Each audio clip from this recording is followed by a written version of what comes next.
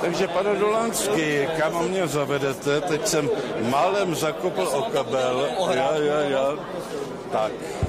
A bude to zase s panem Železným tam do kamery. A kde máme pana Železného? Ten je tam ve vašem uchu. No v mém uchu zatím není nikdo, jo.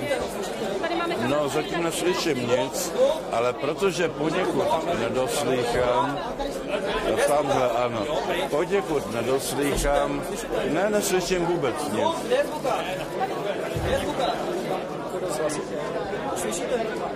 Málo, slabě, ať to zasílí, jo? Ať to zasílí. Strašně málo. Takhle?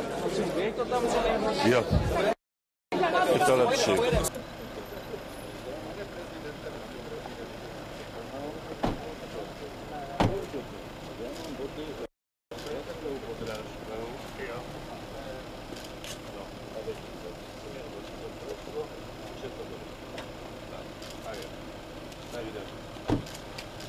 Teda naposledy a pak...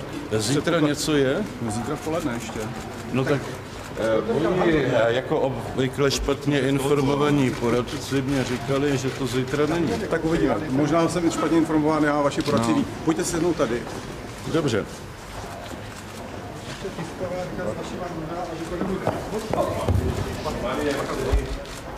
Zase kdybyste mě dali informaci o tom, že je tam schod, což jste mě nedali, tak bych málem, ale málem neupadnul.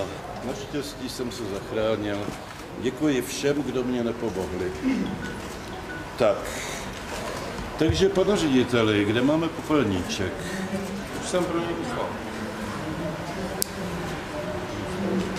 Zjistil jsem pouze, když jsem k vám přicházel do studia, že jsem zakopnul na vašich schodech a nikdo z ochranky mě nezachránil, tedy musel jsem se zachránit sám.